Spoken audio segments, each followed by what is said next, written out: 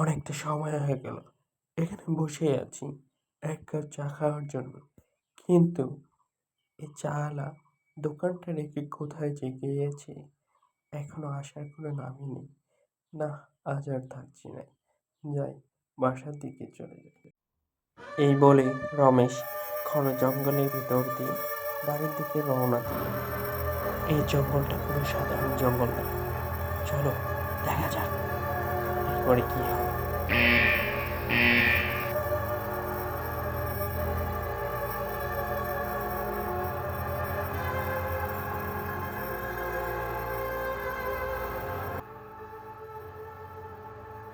মনে হচ্ছে কে যেন আমার পিছন পিছন দাওয়া করছে। দেখি একটু কি এমন কিছু। ও, এই তো দেখি এক লাঠি পড়ে আছে। ওই দূরে কে যেন একটা পড়ে আছে, ভয় ভয় লাগছে। ওটি কি পড়ে আছে? এটা দেখে আমার চোখ আর মুখ হা করে সেটার দিকে তাকিয়েছিল। এ কি, সেই লাঠিটা এখানে এলো কি করে? এটা তো কোনো সাধারণ লাঠি না, এটা একটা মানুষকে খবর।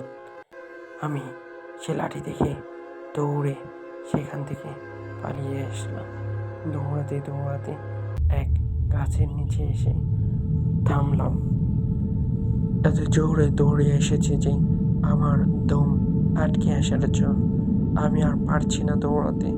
এবার বুঝি দম বন্ধ হয়ে মারা যাব। এ কি, সেই লাঠিটা আমাকে এসে উঁচু করে ধরলো আর একটা চায়ের কেটলিতে আমাকে রেখে দিল। ও মশাই, ও মশাই, ঘুমিয়ে গেছেন নাকি? চা খাবেন না? দোকানে চিনি ছিল না, যার কারণে আমি বাজারে গিয়েছিলাম চিনি আনতে। তার মানে এটা স্বপ্ন ছিল আমার। যাক, তুমি এসেছো ভালো হয়েছে, আমি ভয়ে মারাই যেতাম।